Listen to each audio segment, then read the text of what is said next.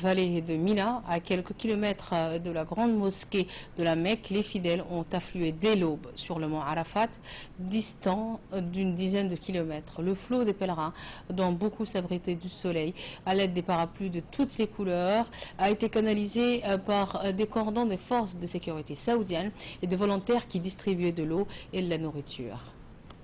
Autre nouvelle du pays, une semaine donc après l'adoption par le Conseil des ministres de la suppression de l'impôt.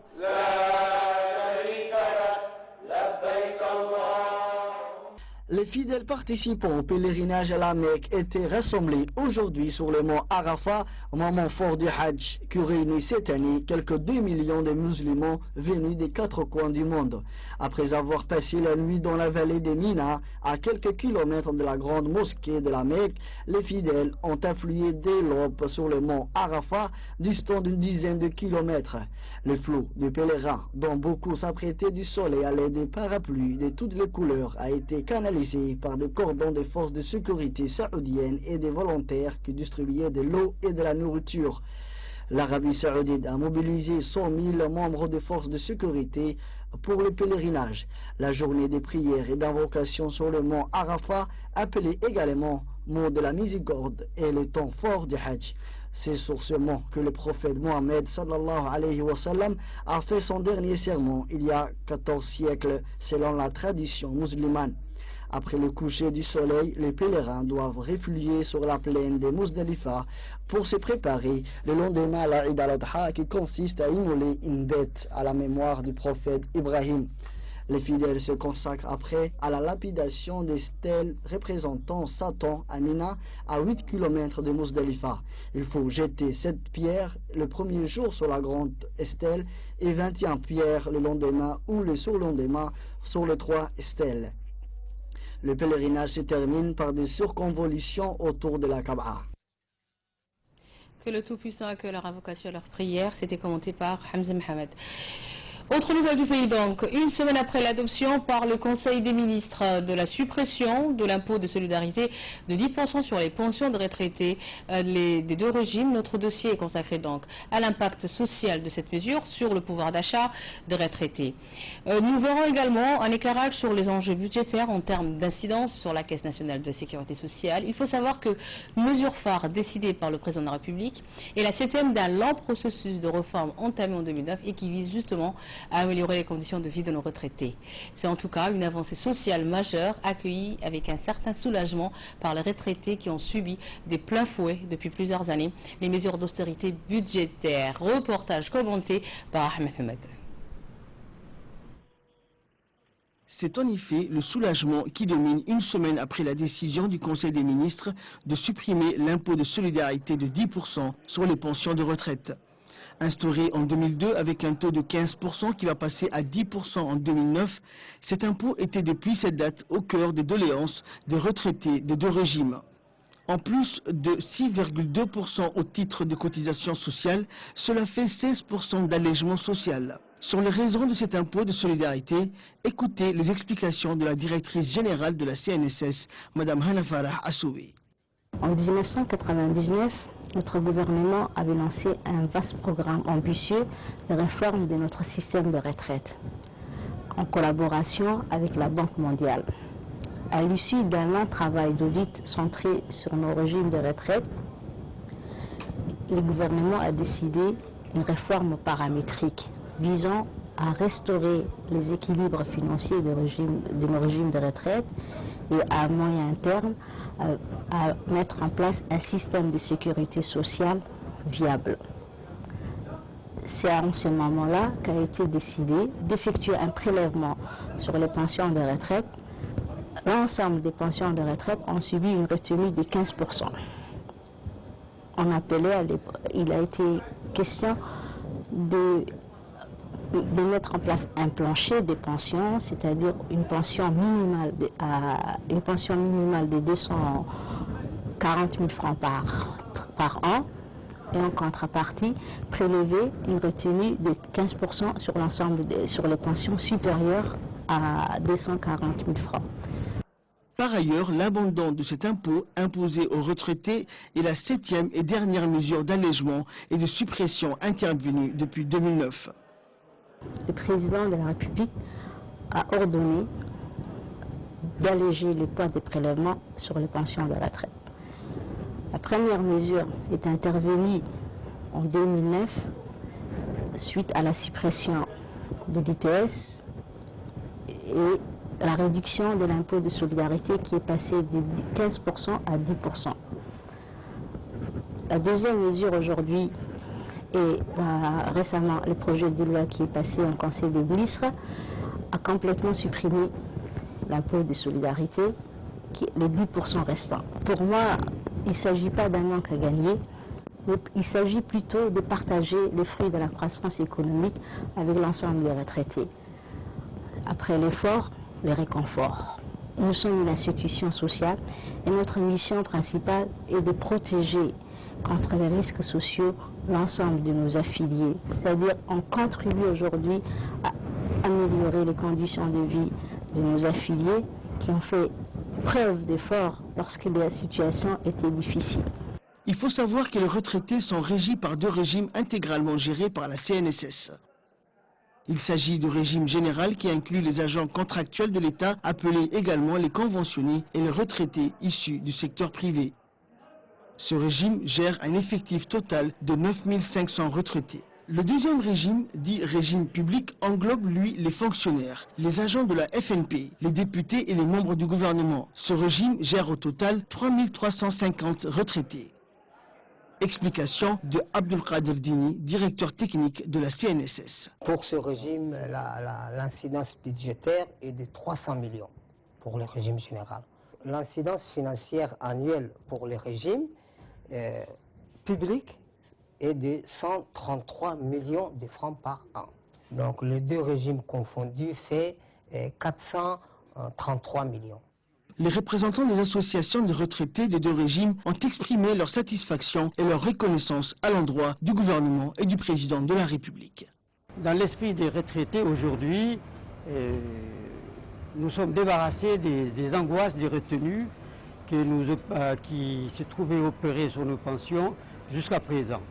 Donc nous remercions le chef de l'État pour avoir fait en notre direction, avoir compris nos problèmes et nous permet de relever notre pouvoir d'achat de l'ordre de 16% cette année. Je remercie également son Premier ministre qui n'a pas ménagé des efforts pour nous soutenir dans notre démarche, ainsi que son ministre de l'Emploi. Aujourd'hui, plus que jamais, la page de l'austérité budgétaire qui frappait les deux régimes de retraités est définitivement tournée. C'est en tout cas une avancée sociale qu'il convient de saluer à sa juste valeur. Donc pour le gouvernement, par la voix du ministre de l'Emploi, chargé de la réforme de l'administration, l'ensemble de ces mesures vise à améliorer les conditions de vie des retraités. Pour M. Abdi Hussein Ahmed, ce n'est que le juste retour des choses. Je vous propose d'écouter un extrait de son interview. Il est vrai que depuis 2009, un certain nombre de mesures ont été prises en faveur des retraités. Ces mesures sont favorables aux retraités dans la mesure où c'est une catégorie de population qui est fragile. C'est une catégorie de population qui n'a d'autres ressources que sa retraite. Et le président de la République, son Excellence Ismaël Omar Guelleh, a pensé très justement que dans la mesure où, durant les années difficiles que nous avons connues, les années 90, les salariés et les retraités avaient connu un certain nombre de mesures concernant des retenues qui étaient de plusieurs retenues, en faveur de l'impôt de la solidarité, etc.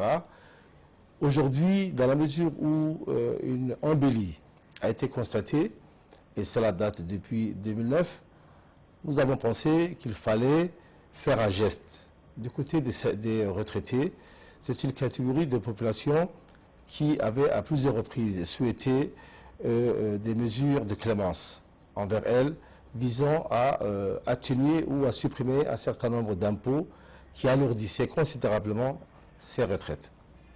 Aujourd'hui, c'est chose faite.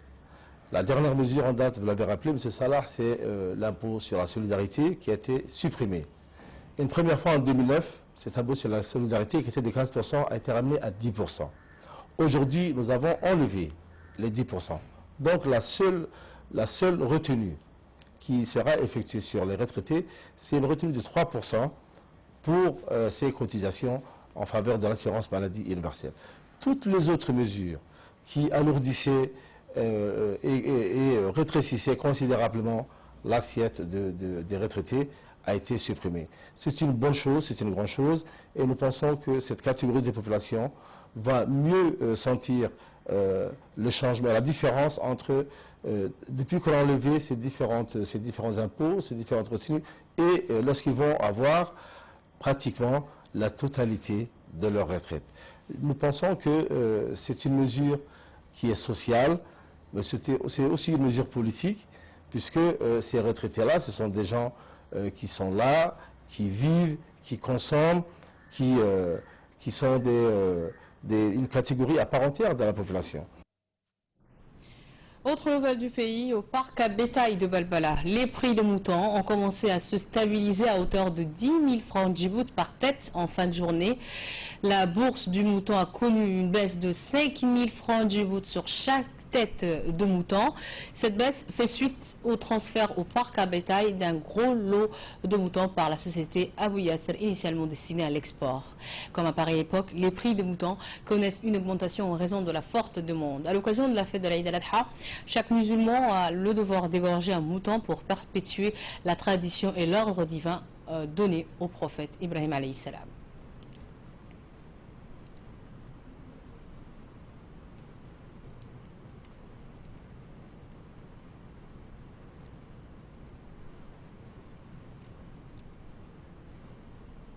Donc avant la grande fête de demain de l'Aïd al-Adha, une folie d'acheter tout chaud s'empare des Djiboutiens avant cette journée de demain. Adeptes de la dernière heure, les Djiboutiens font toujours leur achat la veille de l'Aïd et ceci rend toujours plus beau cette course folle. En effet, la fête de l'Aïd est avant tout une fête familiale et appelée à ce titre une mobilisation dans chaque foyer et surtout un rendez-vous incontournable pour les enfants. Cet engouement sans précédent des Djiboutiens comme tous les musulmans du monde pour la fête de l'Aïd al-Fitr trouve sa raison dans la portée religieuse de cet événement. La plupart des grandes fêtes célébrées dans le monde sont instituées par l'homme.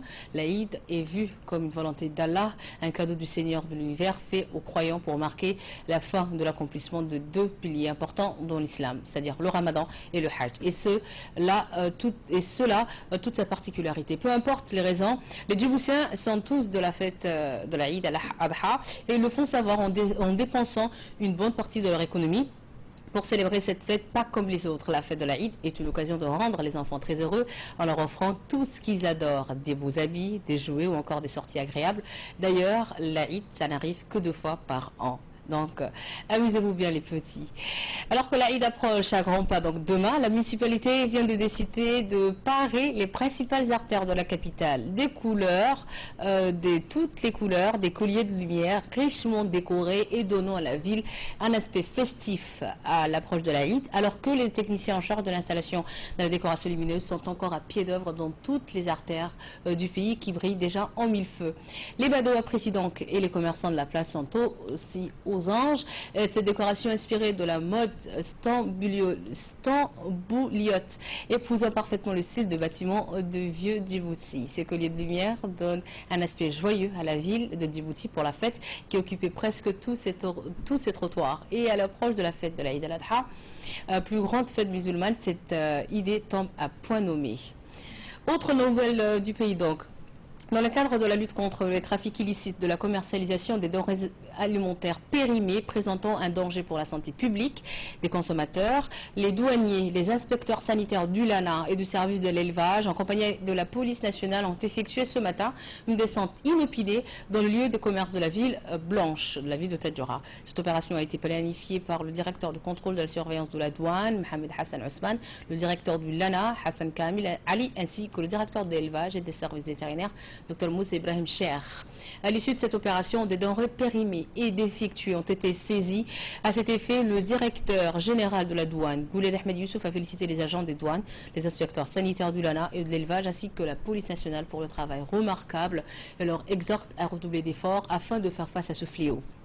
Cette opération a été supervisée et pilotée par Hassan Dileta, assistant du directeur de contrôle et de la surveillance de la douane.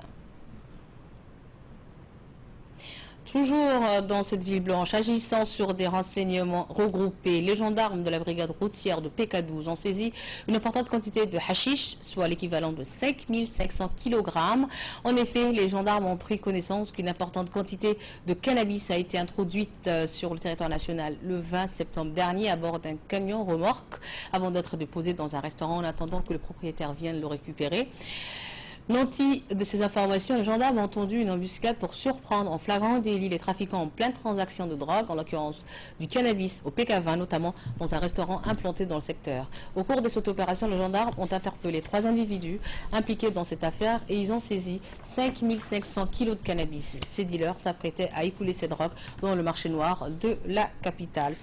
Toutes ces personnes impliquées dans cette affaire de trafic des produits stupéfiants seront présentées devant la justice pour répondre de leurs actes. Actualité à l'étranger maintenant, c'est la plus grande crise migratoire que connaît l'Europe. C'est donc la plus grande crise migratoire depuis la Seconde Guerre mondiale. L'ampleur de la crise migratoire de 2015 n'est pas sa seule spécificité. Certes, les 800 000 à 1 million de demandes d'asile que l'Allemagne attend cette année correspondent à un afflux inédit depuis la Seconde Guerre mondiale, mais le vieux continent avait déjà traité 30 000 dossiers lors du conflit entre la Bosnie et la Serbie en 1992. Donc voici le commentaire de Hamza Mohamed.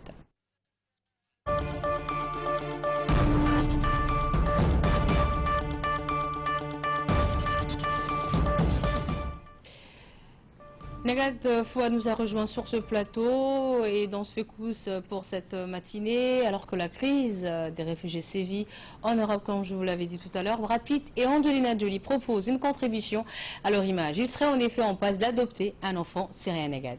Voilà, comme vous l'avez dit, d'après les médias américains, Angelina Jolie ne serait pas très regardante sur le nombre de bouches à nourrir à la maison. Déjà maman de 6 enfants, dont 3 ont été adoptés au cours des 13 dernières années. La star très investie auprès des Nations Unies, où elle est ambassadrice de bonne volonté, s'engagerait à recueillir un orphelin syrien. D'après le site Randa Rolling, c'est au cours de l'un de ses déplacements dans le pays dans la crise que ces derniers mois, qu'Angelina Jolie aurait ressenti cet appel du cœur. C'est alors une visite en avril dernier qu'elle aurait rencontré 3 jeunes orphelins syriens, qu'elle aurait eu le cœur brisé en apprenant que leurs parents s'étaient tués, le père par des soldats syriens et la mère par l'effondrement de leur maison. Une histoire tragique et bouleversante à laquelle Angelina Jolie n'a pas pu rester insensible et évoquant alors une adoption avec son époux, seulement si les cinéastes de 40 ans ne se sont pas poussés des ailes dès qu'il s'agit d'enfants. D'autant plus qu'elle a plusieurs fois manifesté son désir de mettre un frein à sa carrière pour se consacrer à la peinture. À ce qu'on tient, Brad Pitt ne voit pas les choses de la même façon. Selon les confidences des proches faites à Rondorin, l'acteur est tout aussi généreux, mais peut-être pas autant qu'Angelina Jolie, qui n'envisage pas 8, qui en a 8 déjà, et qui n'envisage pas 11 à la maison. Aussi, le couple aurait-il malgré tout pris la décision d'engager les démarches pour recueillir un seul enfant orphelin qui devrait, dit-on, arriver aux États-Unis sous 4 ou 5 mois. Ils sont très très généreux, donc le couple Pitt. C'est tout pour cette édition de ce 15h. Très bonne fête à vous tous, à tous les Djiboutiens partout où ils sont. Très bonne fête à tous les musulmans partout où ils sont. On se retrouve vendredi soir, Inch'Allah. Entre-temps, passez des très très belles vacances. Bye.